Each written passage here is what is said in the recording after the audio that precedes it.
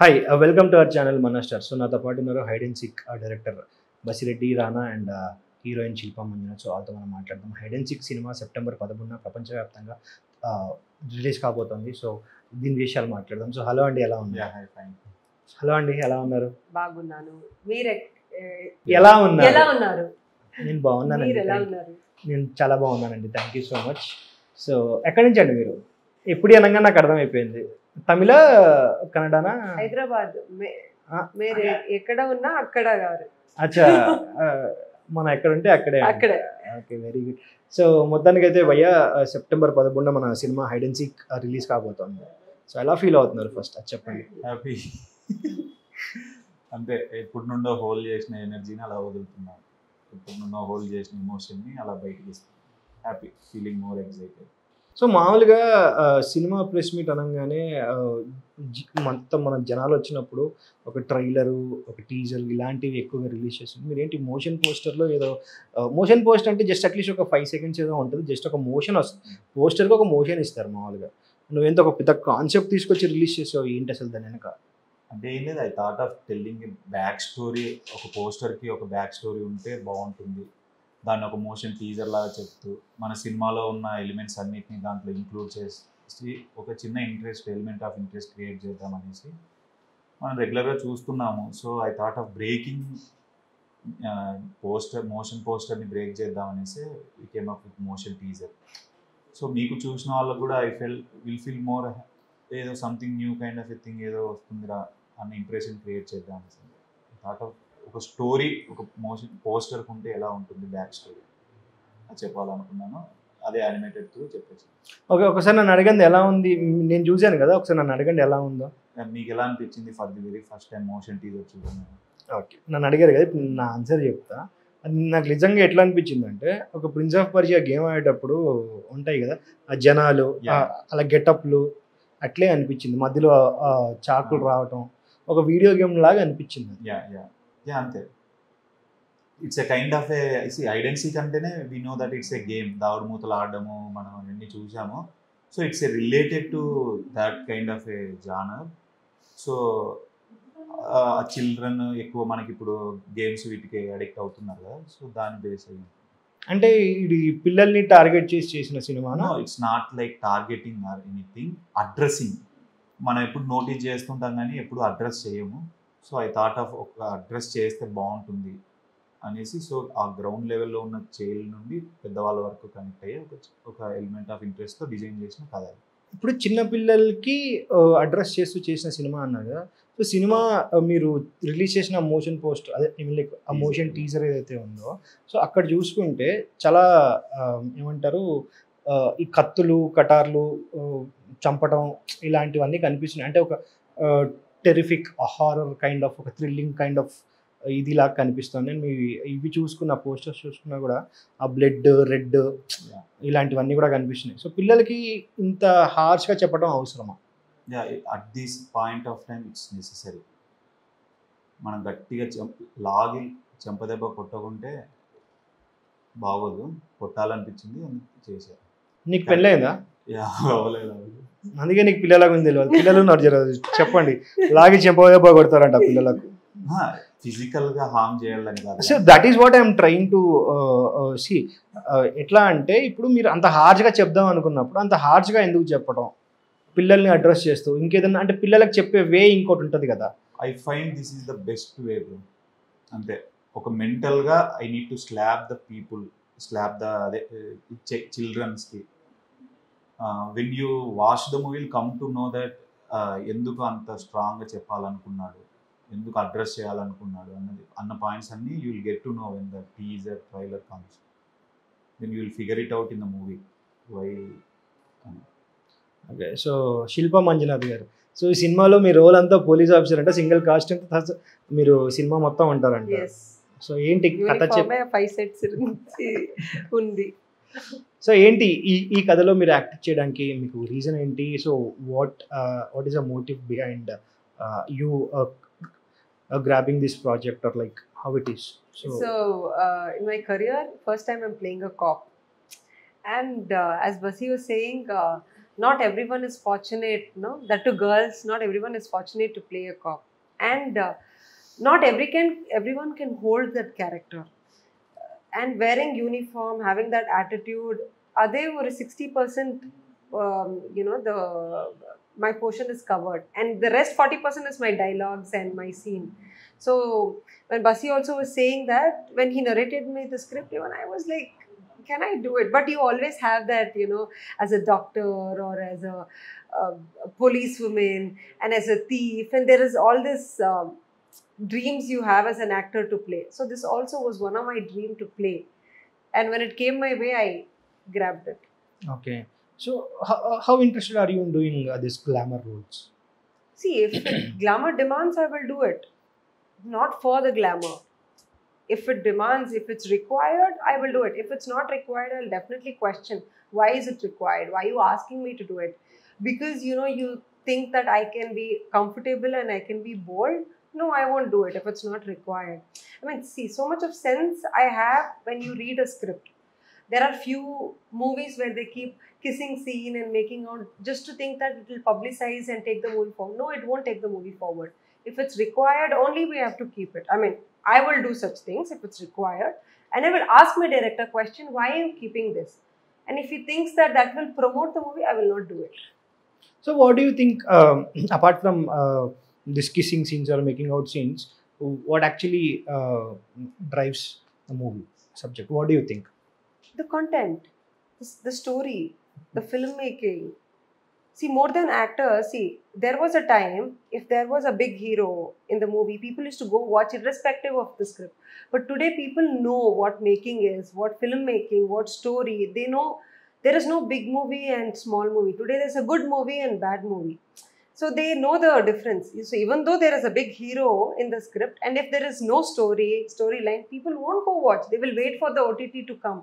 They will say, sir, don't go and watch. It will come in the next week. You watch then. So people have become very smart today. So we need to give a good content. Today content is the hero. Like your song which got millions of views. Of course. Yeah, please tell us about that song. So when did it happen? How did it happen? So the movie name is called Ispet Rajam Videyarani. It's a Tamil film. And even in that song, that time, dance moves and dance numbers were trending. So even the whole technicians and the filmmakers and the producers and all, they said that, sir, the song is very nice. Sam CS is the music director. Song has come very nice. Both will dance, no? We will make them dance. So my director was the only one. He stuck to it. He's like, no, this won't work out for this. It will become extra. It will become that forced, to keep one item song in the movie. It won't work like that. If it is like this, it will work. And nobody believed in him. And when the song came out and it became a super hit, then they believed in him. So on the creative side, I think we should always go by what the director says, because that will be his baby. And he would have given years and ages to it. So I always, whenever I go to the set, I surrender to my directors. Like, okay, you tell me what to do, I'll do. I won't use my extra brains in there. Okay, so tell us about Vishwant. So how was it acting with him? See, when I came to this movie, I had seen his previous works and all that. He was a good actor. But here, his characterization was different. He should act like a layman, a normal guy. And how do you say next door girl? He should act like a next door boy. When you look at him, you won't find any heroism, and you should be very, very jovial, very active. At the same time, when it comes to decision making, even though his age is young and he is studying, but though when in decision making, he's always different from the other kids. So when Basi was telling him all that, I was very curious to see how Vishwant will do this, how he'll pull it out.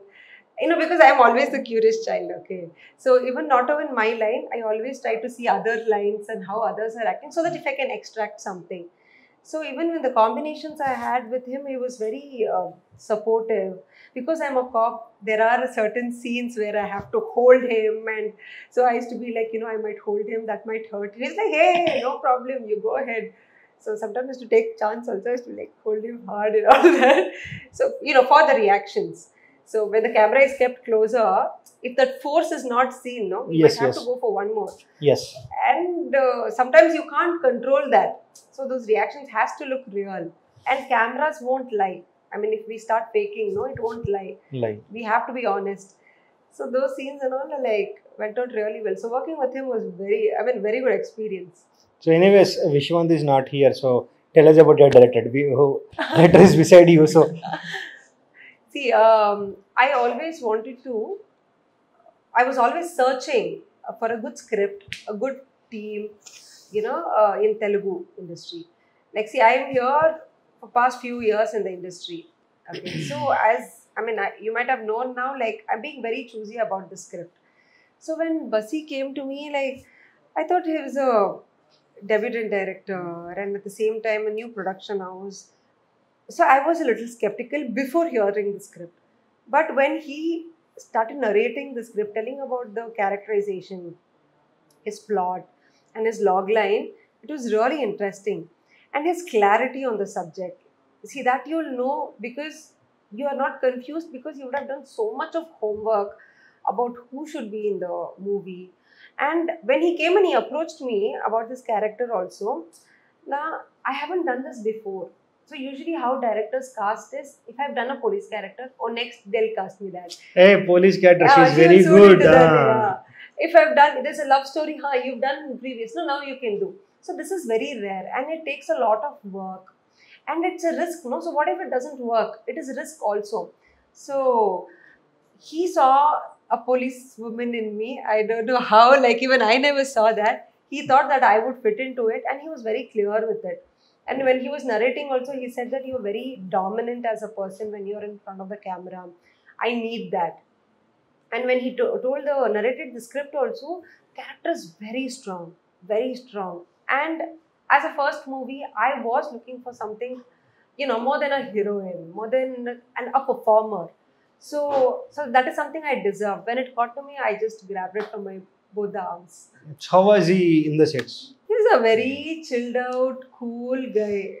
Like, at least with me, he doesn't scream and shout and make you tensed, and he'll be like, he's all chilled out, and because of that, like everyone was working also in a very friendlier way. Everyone thought it is our film because there was no stress which is put there. Everyone was doing their part, to their efficiency. So he's a very cool guy to work with in the sets also. He doesn't give you tension. అమ్మాయి first అమ్మాయి చెప్పిందంటే నిజమేనా చెప్పండి. మీరు వేరే వాళ్ళతో నాకు సంబంధం లేదు, నాతో అయితే మా బసిరెడ్డి గారు బాగానే ఉన్నారు. నిజమే, but she is very good actor. I promise that తను నెక్స్ట్ కమింగ్ ఈ సినిమా రిలీజ్ తర్వాత డెఫినెట్ గా తన టేబుల్ మీదకి వచ్చేసి అన్ని పోలీస్ క్యారెక్టర్లే ఉంటాయి. I don't find that she will pick that characters. I know తన మైండ్ సెట్ ఏంటో, తను ఎంత స్ట్రాంగ్గా స్టోరీ సిట్టింగ్లో ఉంటుందో. I know that.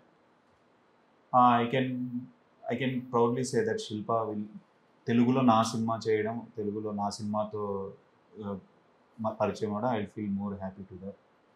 Working she'll నీకు డైరెక్టర్కి ఏది అనిపిస్తే అది చేస్తుంది. నువ్వు నాకు ఇలా ఎక్స్ప్రెషన్ ఇలా చెయ్యి, షీల్ నెవర్ టేక్ ఒక బర్డన్ అనేది మనం క్రియేట్ చేయదు. That most interesting thing about Shilpa. Vishwant గారి గురించి, Vishwant is like a brother to me bro. I can give him a call at any time. అదే మీ ఇద్దరు కలిసి కూర్చొని కాఫీ షాప్ లో కాఫీలు తాగిరంట, తప్పుడు చెప్పిన అంట. మాల్ ఫ్రెండ్స్ అయితే తాగరా, హీరోలు డైరెక్టర్లు తాగుతారా? అలా అదే అంత మంచి బాండింగ్ ఉంది. Rapport. I had a very good rapport with Vishwanth bro. Is like a brother bro. When I'm doing something wrong, he'll correct me. When I am going in a wrong way, he'll correct me. He'll place me in a right path, right things. So I never had any issues with Vishwant. We'll be chala friendly undindi Vishwant. I don't have any problem with Vishwant in terms of acting, in terms of storytelling. Tanu ఏది అడిగితే అన్నీ చేసేవాడు. మీరు director అవుదామని వచ్చారా ఇండస్ట్రీకి, లేకపోతే acting చేసుకుంటూ 90s లో యాక్టింగ్ చేసిరు కదా, ఇక 90s చేసుకుంటూ అట్లా ఇట్లా ఫ్లూక్ లో డైరెక్టర్ అయిపోయారా? ఫ్లూక్ లో యాక్టర్ అయ్యారా, ఫ్లూక్ లో డైరెక్టర్ అయ్యారా అది చెప్పండి. అంతే, ఫ్లూక్ లో యాక్టర్ అయ్యా అంతే. ఓకే, అంటే యాక్టింగ్ ఇంట్రెస్ట్ లేదు. అది మేమంతా క్లోజ్ ఫ్రెండ్స్. ఆది ఇప్పుడు రాబోతున్న ఈ ఎంఎన్ఓపిలో రాబోతున్న డైరెక్టర్స్ అంతా మేము very close. So part of మూవీలో అలా యాక్ట్ చేసాం అంతే. ఫ్లూక్లో అయితే డైరెక్షన్స్ అయితే రాలేదు, చాలా ప్లాన్డ్గానే.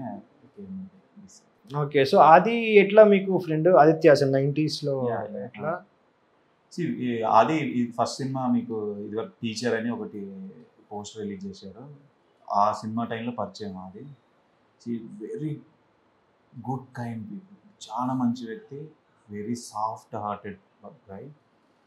సో అలాంటి వాడు పరిచయం అయితే ఎలా వదులుకుంటాం? సో డెఫినెట్గా ఆ జర్నీ అలా ట్రావెల్ అవుతూ ఆ ఎనర్జీస్ మ్యాచ్ అయ్యి అలా అన్ని షేర్ చేసుకుంటూ, కథలు ప్రాబ్లమ్స్ అన్ని షేర్ చేసుకుంటూ అలా కొలాబరేట్ అవుతూ వెళ్ళిపోతుంది. సో ఫ్యూచర్లో యాక్టింగ్ ఛాన్సెస్ చేస్తారా? ఎందుకు చేస్తావు బ్రో, పని యాక్టింగ్ సినిమా చేసుకుంటా కానీ. హైడ్ అండ్ సిక్ స్టోరీకి వస్తే మెయిన్ ప్లాట్ ఏమని చెప్తారు, గేమ్ కాకుండా? It will be A interesting crime thriller. చాలా వచ్చినాయి కదా లైక్ క్రైమ్ థ్రిల్లర్స్. సో మీ సినిమా నేను చూడాలంటే ఏంటి, ఎందుకు చూడాలి? అదే చెప్పబోతున్నా. ఏంటంటే మనకి ఇప్పుడు చూసిన ప్రతి క్రైమ్ థ్రిల్లర్లో ఏంటంటే ఒక క్రైమ్ జరిగితే ఆ క్రైమ్ని ఎలిమెంట్ ఆఫ్ ఇంట్రెస్ట్గా తీసుకెళ్తూ జరుగుతున్న ఇన్వెస్టిగేషన్స్, దాని తాలూకు కాన్ఫ్లిక్ట్స్, దాని తాలూకు రెజల్యూషన్స్, దాని తాలూకు క్రైసిస్, ఇలాంటివే చూసాం. కానీ ఇక్కడ మన కథలో స్టార్ట్ అయిన ఎలిమెంట్ ఆఫ్ ఇంట్రెస్ట్ దగ్గర నుండి ఎవ్రీథింగ్ వి బ్రోక్. మీరు ఇప్పుడు దాకా చూసిన కైండ్ ఆఫ్ ఇన్వెస్టిగేషన్స్ అలా సేమ్ ఉండదు. ఇప్పుడు దాకా మీరు చూసిన ఇన్వెస్టిగేటివ్ కాన్ఫ్లిక్ట్స్ సేమ్ ఉండదు. Everything it will take you to a bigger level. ఎక్కడో స్టార్ట్ అయిన ఒక పాయింట్ అది ఎక్కడికో తీసుకెళ్తుంది. It will make the audience feel that high. అదైతే ప్రామిస్ చేయగలను. సో మీరు ఇప్పుడు దాకా చూసిన క్రైమ్ థ్రిల్లర్స్లో కన్నా this will be the next thing for the crime investigation మూవీస్కి ఐ ఫీల్ సో. అవునా? Very good. అంటే ఇలాంటి ఒక క్రైమ్ థ్రిల్లర్ కి బ్యాక్గ్రౌండ్ మ్యూజిక్ కూడా చాలా ఇంపార్టెంట్. సో ఏఆర్ రెహమాన్ శిష్యుడు అంటే కదా, మీరే లాంచ్ చేస్తారంట. లాంచింగ్ అంత సీన్ లేదు నాకు. లాంచింగ్ అంటే ఇప్పుడు 2 భుజాల మీద, ఒక భుజం మీద హీరోయిన్, ఇంకో భుజం మీద ఏఆర్ రెహమాన్ శిష్యుడు. సో అట్లేం లేదు. లైక్ మీ, నేను ఎంత ప్యాషనేట్గా ఉన్నానో లీజో కూడా మోర్ ప్యాషనేట్ దాన్ మీ. తను సౌండింగ్ కోసం పెడుతున్న ఎఫర్ట్స్కి వీ కాంట్ ఇమాజిన్. అంత ఎఫర్ట్ పెడతాడు. You can see that in the movie. తను ప్రొడ్యూస్ చేసిన సౌండ్స్ కానీ, తను ఇచ్చిన బ్యాక్గ్రౌండ్ స్కోర్ కానీ, ఇప్పుడు రాబోతున్న సాంగ్స్ కానీ, ఇట్ విల్ అలా గుప్పెట్లు అలా పెట్టేసుకుంటాడు. థియేటర్ ఆడిటోరియం మొత్తం ఇట్ విల్ అతని కంట్రోల్లోకి వెళ్ళిపోతుంది. That good is in terms of sound. Okay, yeah, I can promise. So ఈ సినిమాలో నవీన్ మేడారం గారి రోల్ ఏంటండి? MNOP is like a family bro. ఇప్పుడు 90s కి కూడా ఎంఎన్ఓపి, మీ దానికి కూడా ఎంఎన్ఓపి ఉంది. ఎంఎన్ఓపి సి హౌ ఎంఎన్ఓపి ఏంటంటే I'm the member of MNOP. I use to be a assistant director for Naveen అన్నాస్ ప్రాజెక్ట్స్. ప్రీవియస్ అన్న డెవిల్ కానీ, అంతకుముందు వచ్చిన సిన్ కానీ, I use to be the associate with Naveen అన్న. దెన్ ఆఫ్టర్ నేను హైడ్ అండ్ సీక్ మూవీ చేసిన తర్వాత అన్నకు చూపించినాను. సో అన్న సినిమా చూసి ఐ థింక్ మై వాయిస్, నేనంటే ఈ సినిమాకి ఏదైనా చేయాలి, I need to present this movie అనేసి అన్న ప్రజెంట్ చేద్దాం అనేసి డిసైడ్ అయ్యాను. ఓకే, యా, అన్న miracle bro. Naveen Medaram will be the miracle in Telugu film industry. Is a golden heart to the debut directors. ఎవరైతే ఈ ప్రెజర్తో డెబ్యూ సినిమాస్ ఎలా చేయాలని చూస్తున్న వాళ్ళందరికీ he will be the golden heart. Super. So మొత్తానికి అయితే 13 సెప్టెంబర్ రిలీజ్ కాబోతుంది మీ సినిమా. So all the very best మీ ఇద్దరికి. సో రిలీజ్ కన్నా ముందు మళ్ళీ ఇంకోసారి కూర్చొని మళ్ళీ మాట్లాడదాం. Thank you so much.